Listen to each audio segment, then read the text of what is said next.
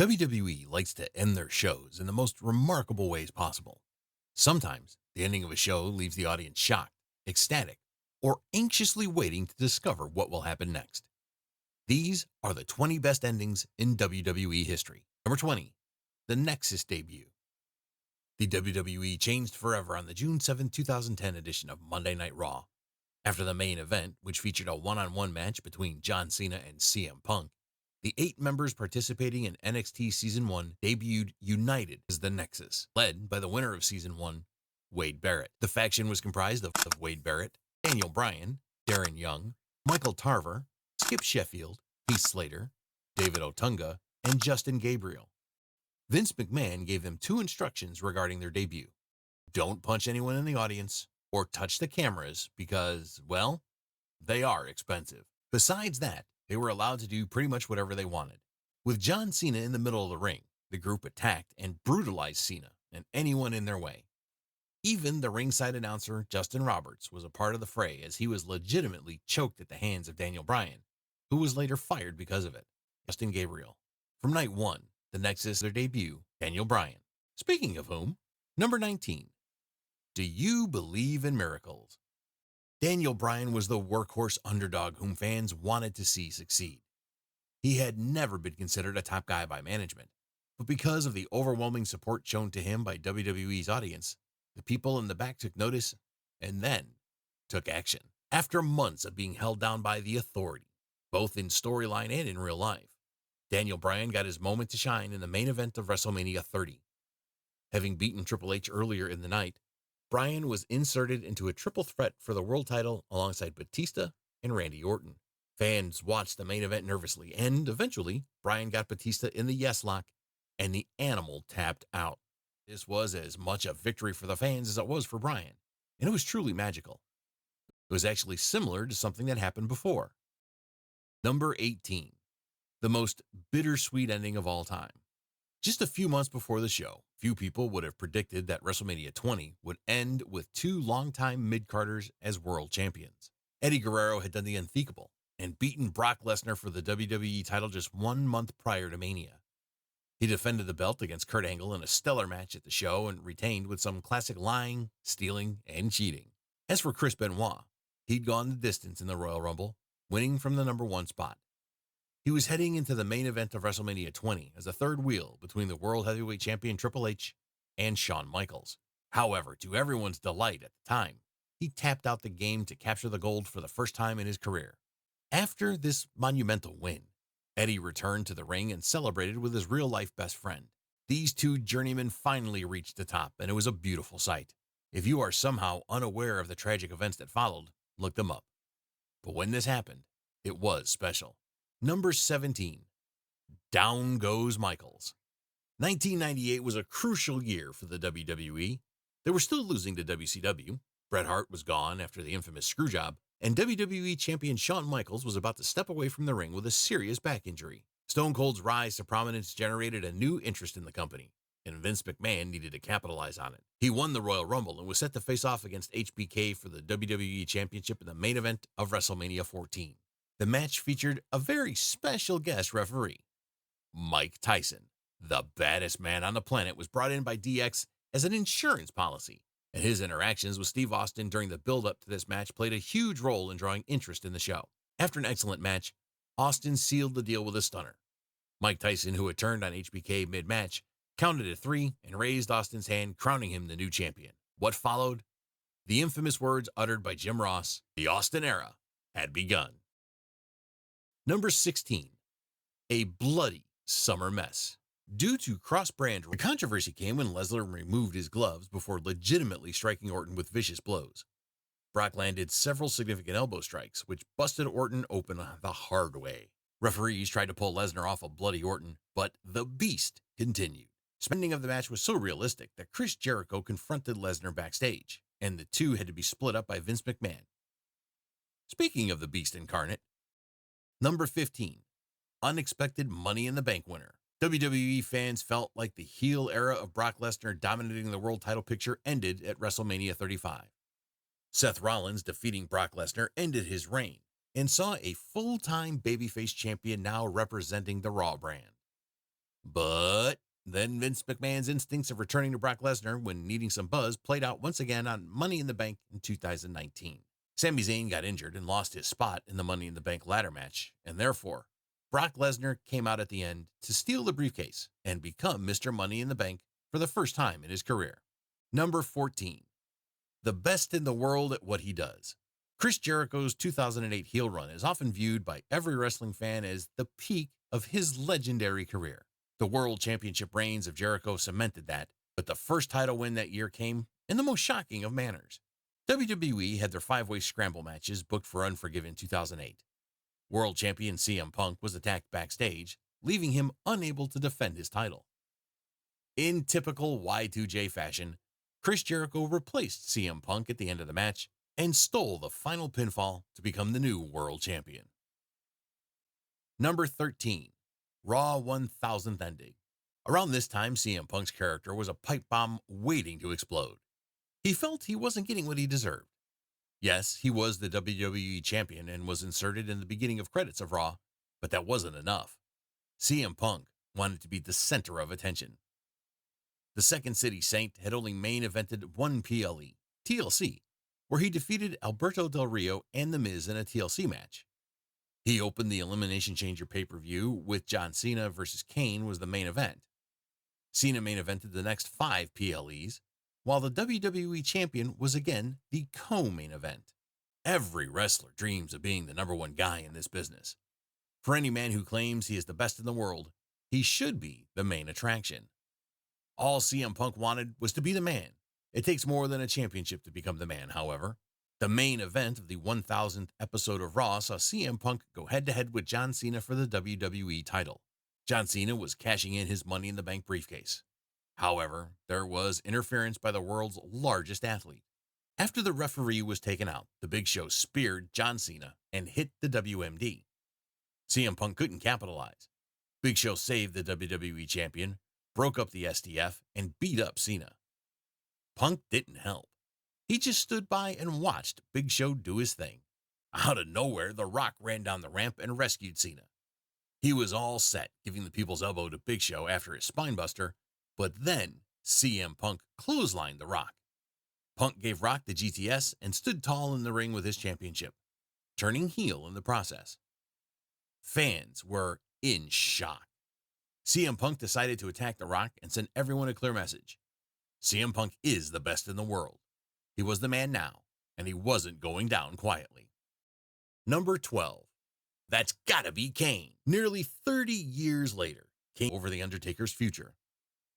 Months of build culminated during Taker's Hell in a Cell main event with Shawn Michaels. The cage couldn't contain the action in one of the best matches in HIAC history, with both men making it to the roof, culminating in HBK falling from the side and through an announce table. Locked back inside, the action continued. It reached a point where Undertaker was on the verge of finishing Michaels after a concussive chair shot. But the lights cut out, organ music hit, and the building was soon bathed in blood red. Paul Bearer brought Taker's vengeful brother to the ring, and the cell provided no safety for the Phenom. Kane tore its door off, smashed the referee, summoned fire from the ring posts, and then put The Undertaker down with a tombstone piledriver, gifting Michaels the win and leaving everyone stunned. Oh, look, speaking of Paul Bearer, number 11, Paul Bearer cements his legacy. During the 2004 edition of the Great American Bash, WWE booked an odd match that featured Paul Bearer trapped in a concrete crypt, and The Undertaker had to defeat the Dudley Boys, with Paul Heyman in their corner to free him. The Dudleys had kidnapped Paul Bearer to make a statement, leading to a 2-on-1 handicap match with Taker. The stipulation was that if the Dudley Boys won, Paul Bearer would be encased in cement. The Undertaker won the match and stopped Paul Heyman from burying Paul Bearer alive. He did it. He saved his mentor's life. Then, Taker pulled the lever on the cement truck, submerging Paul Bearer in cement, murdering him for no reason. Traumatizing. Number 10. The Ultimate Opportunist. No one knew what the Money in the Bank briefcase was when Edge won the first one in 2005 at WrestleMania 21. Edge went almost a full year without cashing in, And there were no teases of him cashing in before someone got in the way like most briefcase holders since then. Most people expected the cash in to be announced ahead of time. Yes, at any time means at any time. Even if you'd guessed that Edge would schedule his title shot right then, WWE did an incredible job of distracting us from the possibility with a grueling Elimination Chamber match. This misdirection helped make the night's end one of the wildest endings ever. In 2006, WWE Champion John Cena hadn't yet reached his fully unbeatable form, but he was close. He survived the New Year's Revolution Elimination Chamber after entering first, outlasting guys like HBK and Kurt Angle, and secured the victory with a roll-up over Carlito. Vince McMahon cut short Cena's blood-caked victory celebration, announced that Edge was cashing in, and made fools of us all. And Cena kicked out of the first spear, and we collectively crapped our pants. It was just a bluff, and Edge downed his already decimated opponent to win his first world title ever. Fans being stunned added to the moment, and this moment helped make Edge's main event run. Number 9, Austin 316 says game over. WWE booked their first major match in the 2000 Survivor Series to be the main event over the world title. Stone Cold had a right to be angry with Triple H in November of 2000. The game had been revealed as the mastermind behind the hit-and-run assault on Austin the year prior, which in real life was because Rikishi was not working as a main event heel. In kayfabe, though, it was because Triple H is super evil, like willing to murder a man evil. Luckily, this was the Attitude Era, where all the good guys were also horrendous, immoral assholes. No babyface was more beloved and therefore more psychotic than Steve Austin. The people were clamoring for revenge, and during the build to their no DQ match at Survivor Series, dreamed up all sorts of scenarios. Note how Austin manages to sneak up on Hunter in a forklift truck. Incredible stuff. Steve Austin returning from a long injury rehab played out when trying to find the person who ran him over with a car in the storyline. Rikishi was the driver attacking him, but Triple H was the heel to set it up and create the feud with Austin. However, there wasn't an actual finish to the match since it turned into a backstage brawl. Austin trapping Triple H in a car and dropping it from a forklift was shocking at the time. Number 8. A Quebec reunion, Mon Ami. The finish of Hell in a Cell 2017 saw Shane McMahon fall from the top of the cell through an announce table. That's pretty damn crazy. He nearly killed a man. Genuinely, I think Kevin Owens may have died had Shane landed on him. Kevin Owens didn't just move out of the way. His nemesis saved him. That's some Hollywood-level drama right there, especially because Sami Zayn had been nothing but the purest of babyfaces since rocking up in WWE. Finally, Shane McMahon's kids were in the front row, and if you look closely, you can see one of them flip Sami Zayn the double bird. That's awesome. I hope we see a match between an aging Sami Zayn and Shane McMahon's kid at WrestleMania 50. Number 7. Biggest botch of all time, plus Vince McMahon tears both quads. Royal Rumbles must be a nightmare to book, and we've seen a few mishaps over the years involving accidental eliminations. 2005, however, was an entirely different scale. With a final two of Batista and John Cena, when Batista was still considered the bigger star, the sun to WrestleMania. Instead, as he scooped John onto his shoulders, Batista staggered backward, dropping Cena over the top rope and levering himself onto the floor. As the Raw officials rushed to proclaim Batista the winner, the SmackDown referees did the same with Cena, thereby keeping the planned finish of the match a secret in the event of overtime. Delicately taken to the back and a decision to continue the match was made, Batista threw Cena out in about a minute. Number 6, shaking hands with Satan himself. Steve Austin's groundbreaking Attitude Era run turned him babyface for life. Stone Cold's railing against authority was a major factor in WWE's victory in the Monday Night Wars over WCW. The Rock and Steve Austin had the perfect stage to deliver one of the greatest matches in WWE history at WrestleMania 17, and that's exactly what they did. The match lived up to the hype, with Austin and Rock having an intense fight-like atmosphere with a red-hot crowd. The wrestling world crashed. It's one of the reasons why WrestleMania 17 is often referred to as the end of the Attitude Era. Number 5, the heist of the century. Remember how bleak everything seemed in the build-up to WrestleMania 31? We'd had fun the year before, cheering for Daniel Bryan so much that Vince McMahon finally caved. Roman Reigns won the 2015 Royal Rumble but got booed, even though he had his hand raised by The Rock. He defeated Daniel Bryan to secure his place in the WrestleMania main event and, of course, got booed again. The final piece of the plan was to have Roman Reigns beat Brock Lesnar, effectively crowning himself the company's new face. Everyone would bow before the big dog. Seth Rollins didn't care about any of that. He was coming to win the title, and when he did, it was awesome. And I still can't believe he didn't trip as he sprinted down that long entrance ramp. But as a moment of pure excitement, Seth Rollins' cash-in ranks up as one of the coolest endings to a wrestling show ever. The only thing that made it better was Michael Cole's legendary call on commentary, the heist of the century.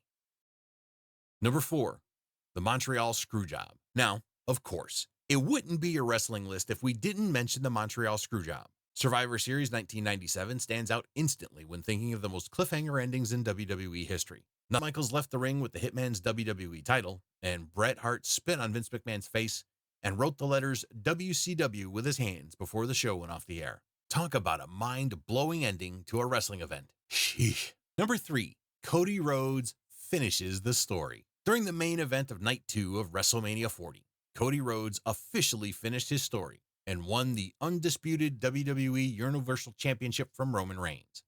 Following his victory, Cody Rhodes was joined in the ring by various babyfaces, including Kevin Owens, LA Knight, and Randy Orton. His wife, Brandi Rhodes, his mother, and the family of the late Brody Lee also joined Cody in the ring. Cody got on the mic after the match, thanked Bruce Pritchard, and asked Triple H to join the celebration of what Cody Rhodes called a new era, and the two shook hands and hugged in one of the most feel-good moments of all time.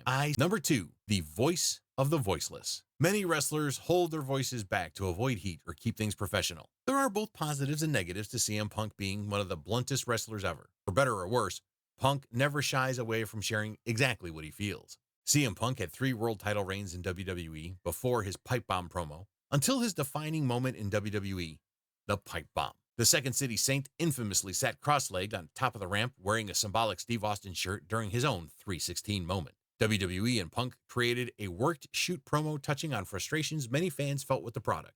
The promo felt like a turning point for wrestling, with reality becoming more ingrained in the storytelling. Fans legitimately saw him as the voice of the voiceless after one of the biggest cliffhanger endings to Monday Night Raw. Number 1, Vince McMahon Appreciation Night. At the end of a 2000 episode of Monday Night Raw, dubbed Vince McMahon Appreciation Night, Vince McMahon stepped into his limousine, and a few seconds later it exploded, with Raw going off the air. This created several headlines. Fun fact for you, Donald Trump called Triple H to see if the tragedy was real, and Vince had died. Former WWE writer Court Bauer offered some insights on the abandoned storyline. The storyline was reportedly going to introduce Vince's real-life brother, Roderick, as another member of the McMahon family. This is what a former WWE writer, Court Bauer, said about the abandoned storyline. I always think that what it could have been, because we were gearing up to do something with Vince's little-known brother, Roderick. His family would come in the following week and be a part of the funeral for Vince McMahon. It would have been fascinating because people forget that Vince has a brother. I think that story would have been amazing. A memorial show for Vince was even planned, but it never happened due to a real-life tragic incident. The infamous Benoit family tragedy led to WWE calling off plans for the angle surrounding Vince McMahon's supposed death in one of the most bizarre and oddly timed storylines in wrestling history. But there's 2 legends that are responsible for creating some of the best endings in WWE history. That's The Undertaker and the Animal Batista. Check out this video to relive their legendary rivalry. See you soon.